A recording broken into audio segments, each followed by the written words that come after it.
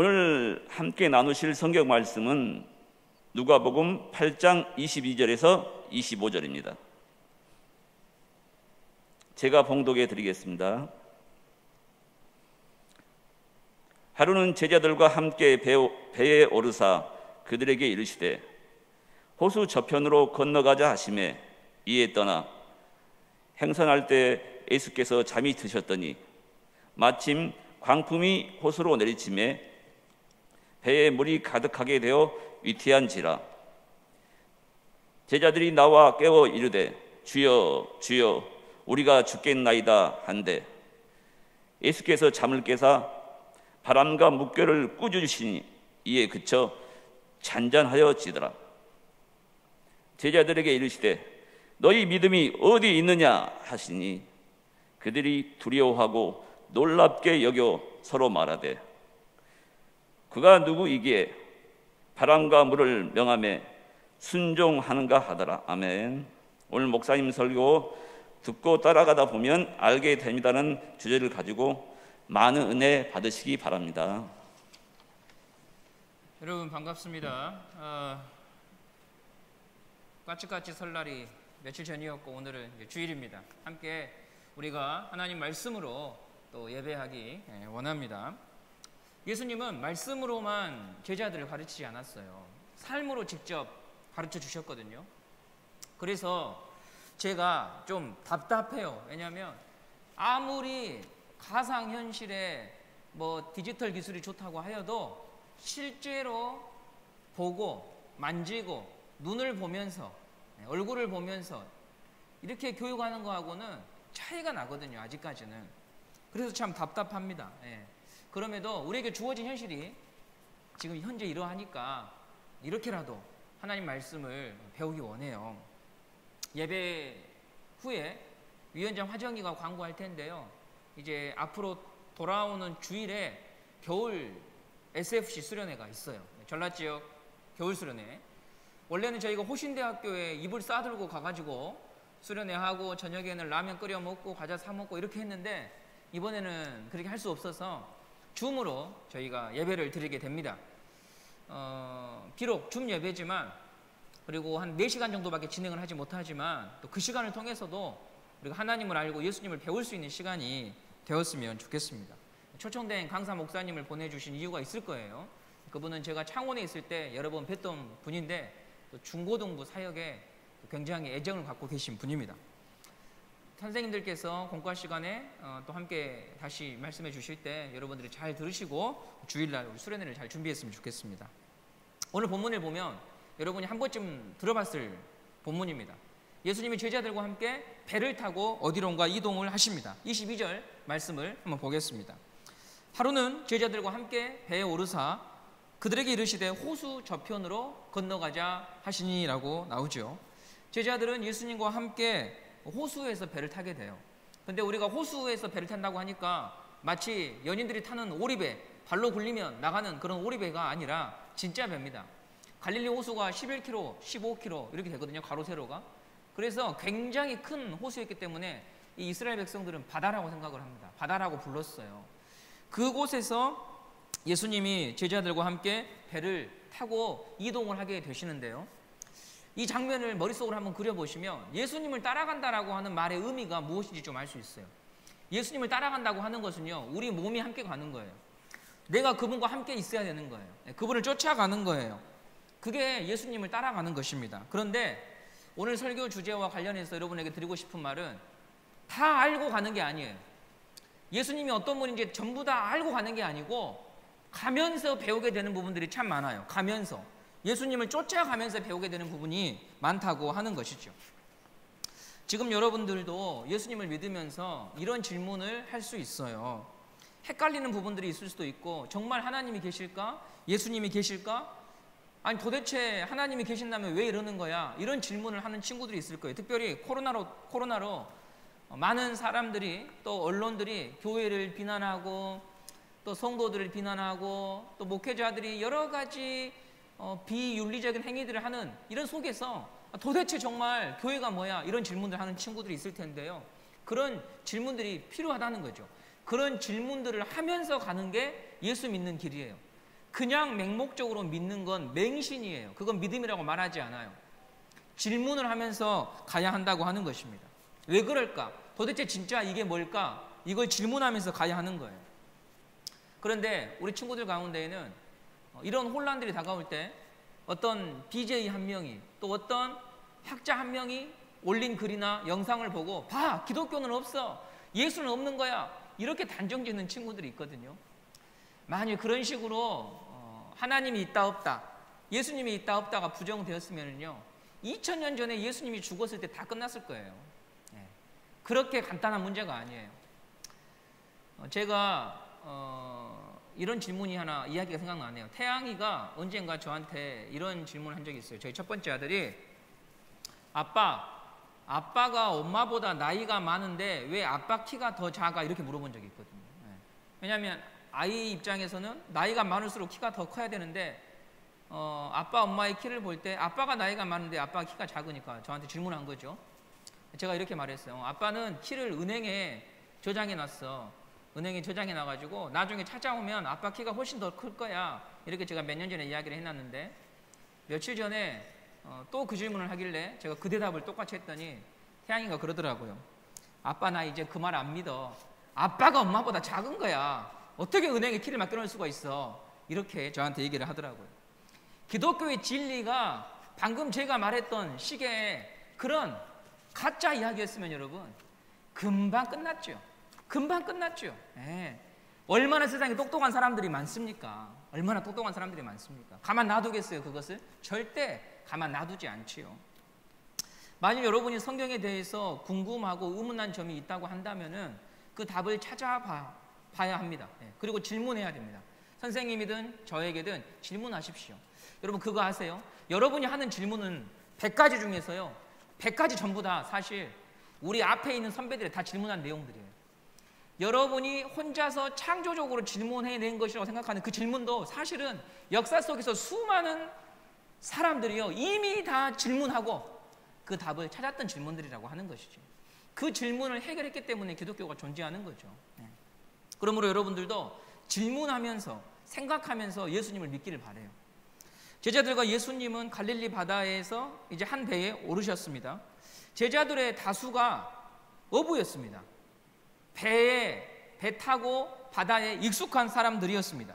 그래서 자신감 있게 노를 젓고 이동하는데요 갑자기 큰 파도가 일어납니다.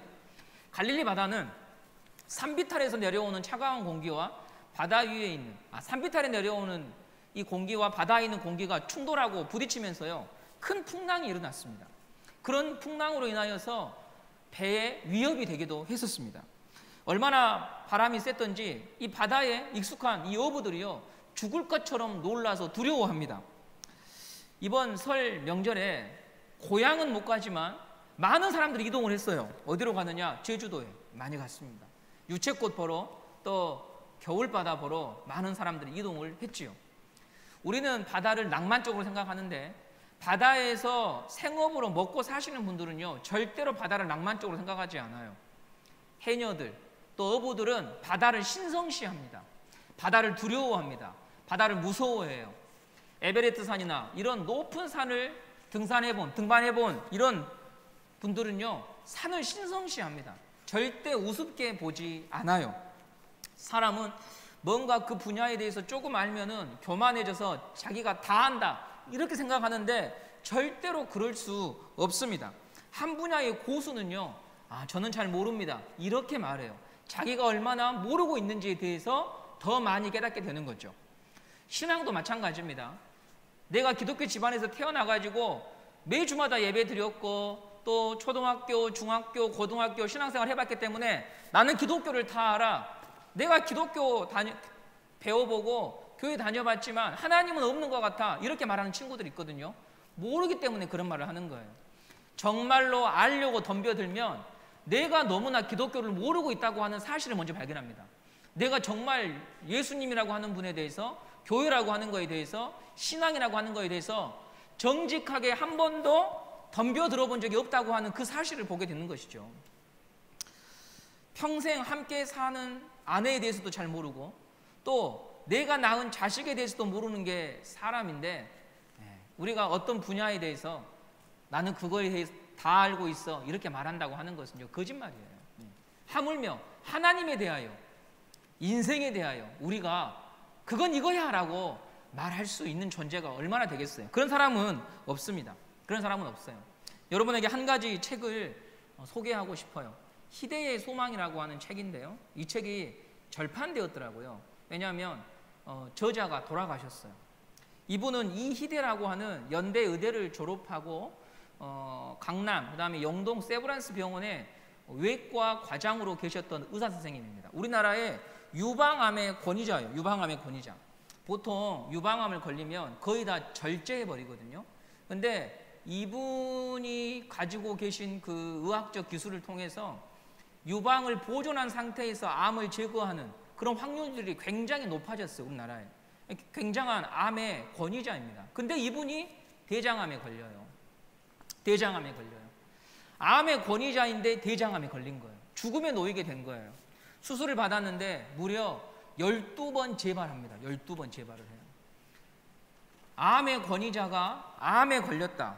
얼마나 큰 충격에 빠지겠어요.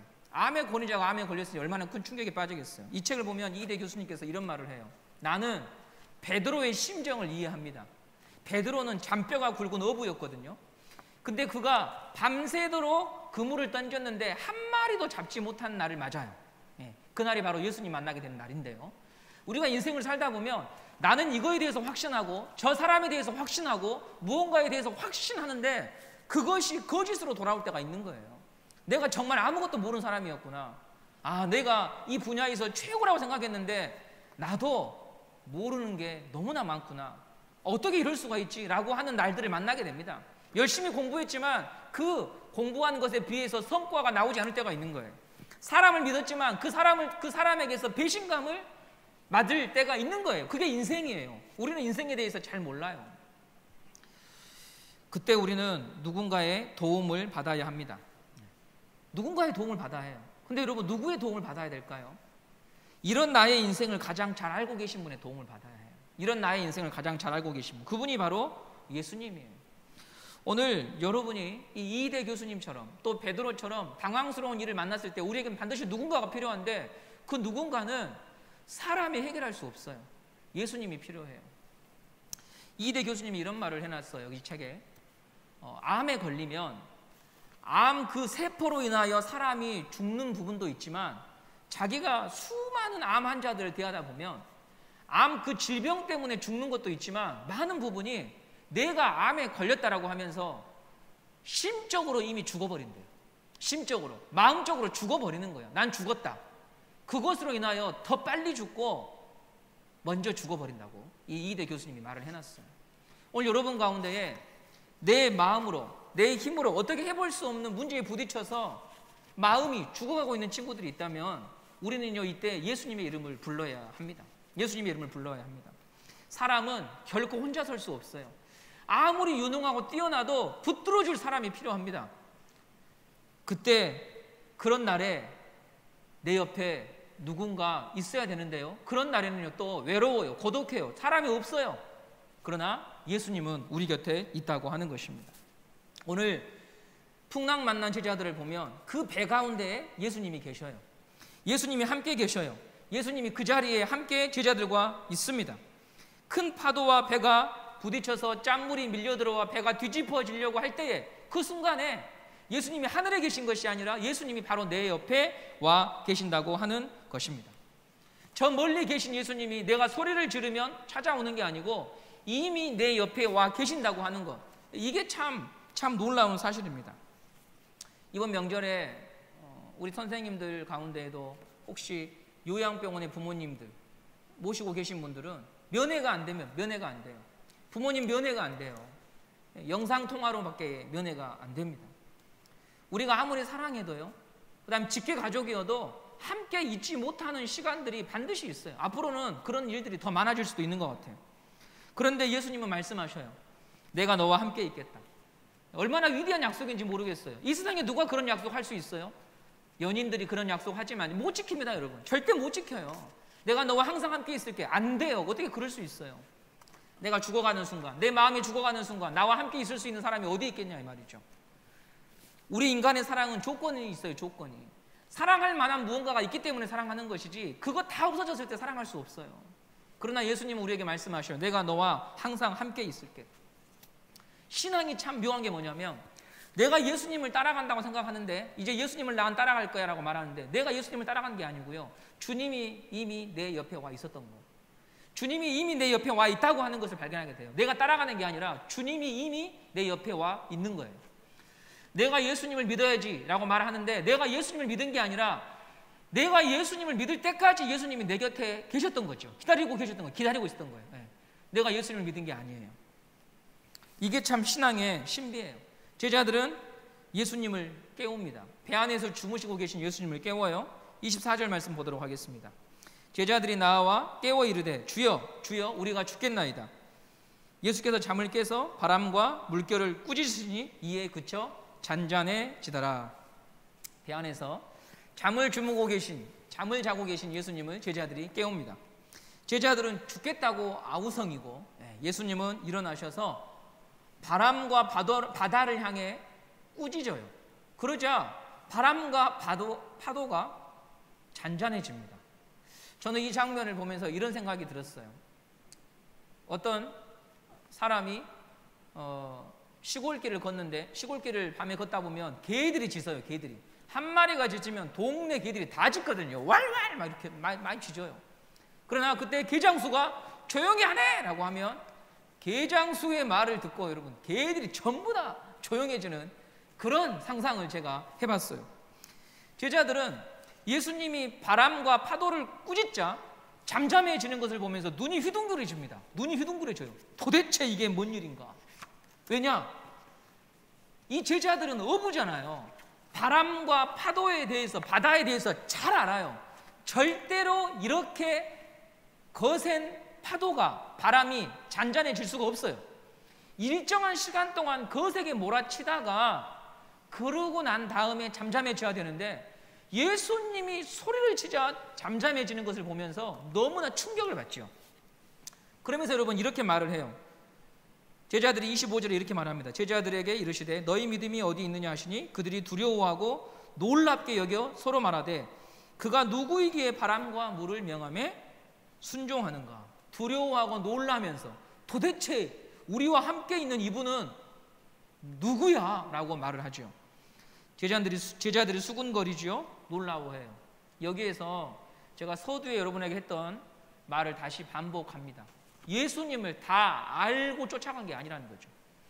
예수님을 다 알고 쫓아가는 것이 아니라 쫓아가면서 알게 되는 거예요. 쫓아가면서. 여러분 이게 아주 중요해요. 다 알고 믿는 것이 아니에요. 그분에 대해서 배워가면서 믿어가고 좀 더 배워가는 거예요. 시간 속에서 알아가는 것이라고 하는 것입니다. 우리가 수학의 세계 다 압니까? 몰라요. 태양이가 이제 10 나누기 3 이런 거에 대해서 물어보거든요. 10 나누기 3이 여러분 얼마입니까?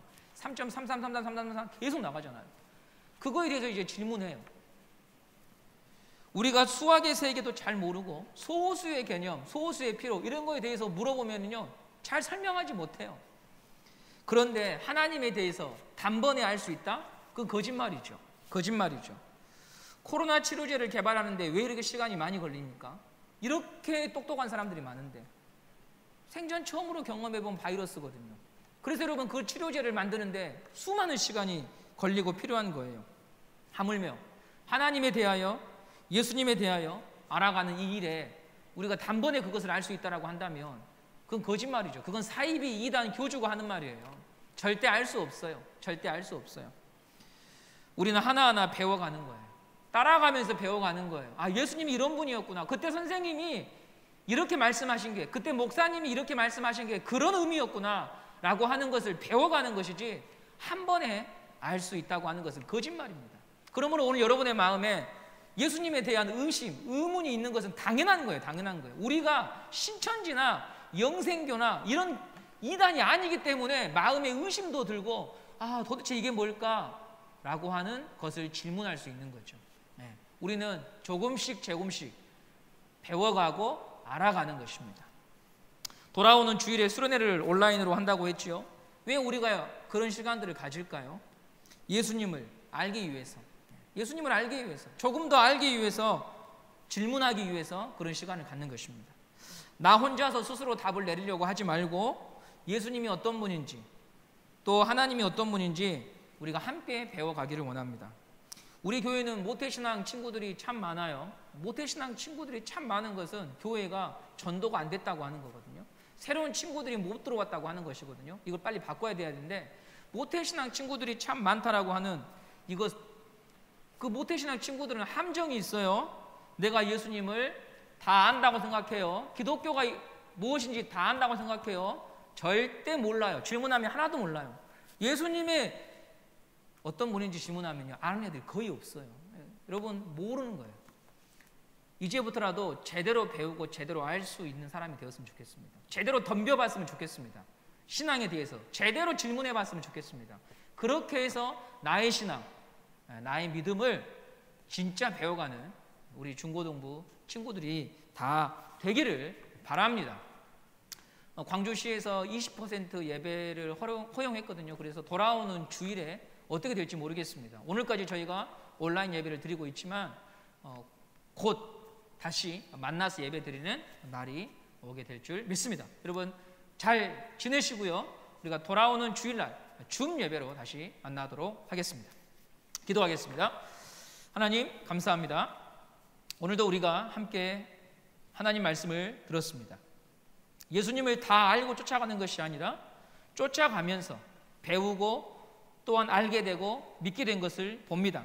오늘 내 마음에 하나님에 대하여, 예수님에 대하여, 성경 말씀에 대하여 다 믿어지지 않다고 하더라도 그것이 당연한 것이고 점차 배워가는 것임을 우리가 확인했으니 하나님에 대하여, 예수님에 대하여 잘 질문하고 배워가는 친구들 되기를 원합니다. 또 오늘 이 제자들이 어려움에 빠져 있고 두려움에 빠져 있는 것처럼, 주변에 아무도 없는 것처럼, 아무도 없어서 힘들고 또 심적으로 마음적으로 죽어가는 그런 외로움과 고독함 속에 있는 친구들이 있다면 예수님의 이름을 부르게 하여 주시옵소서.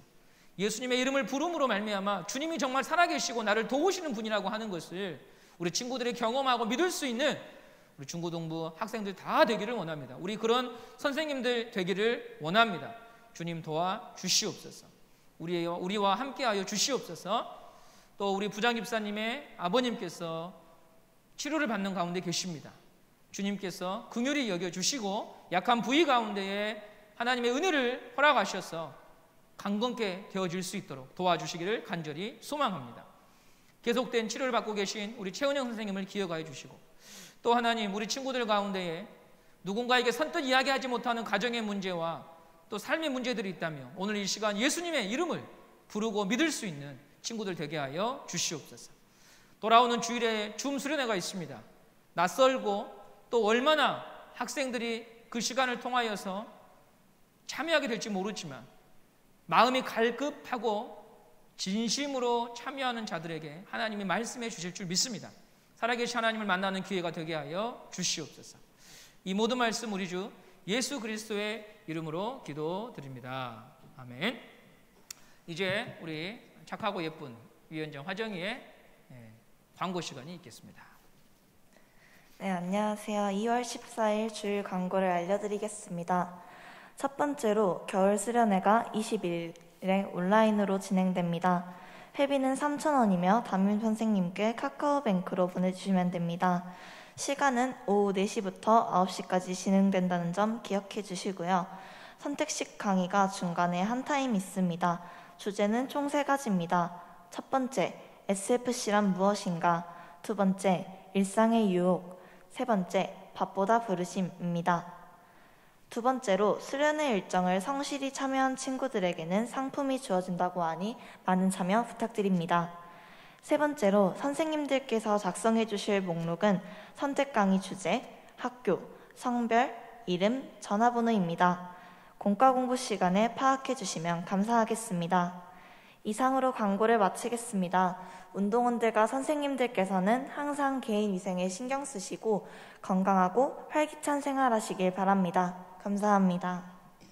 예, 감사합니다. 화정이 목소리가 거의 그 방송 여자 아나운서 목소리 비슷한데 굉장히 또박또박 발음을 잘하네요.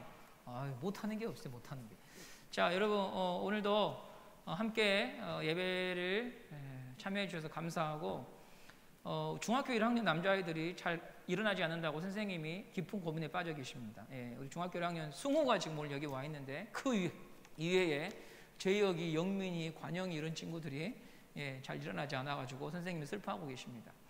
우리 선생님들은 학생들이 지금 이 시간에 참여를 못했다고 해서 포기하지 마시고 어떻게든 예배를 참여하고 드릴 수 있도록 강권해 주십시오. 물론 이게 쉬운 일은 아니지만 우리에게 맡겨진 일이니까 우리가 끝까지 해봐야 되지 않겠습니까?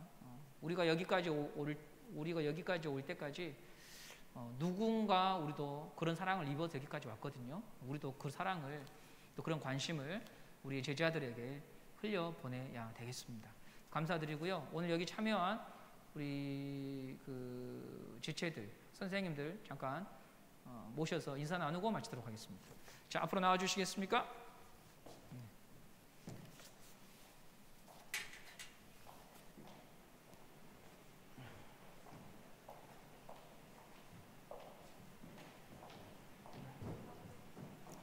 자, 우리 차렷 격려하면 새해 복 많이 받으십시오 하고 인사 한번 하도록 하겠습니다. 차렷 격려, 새해 복 많이 받으십시오. 감사합니다. 즐거운 시간 되세요.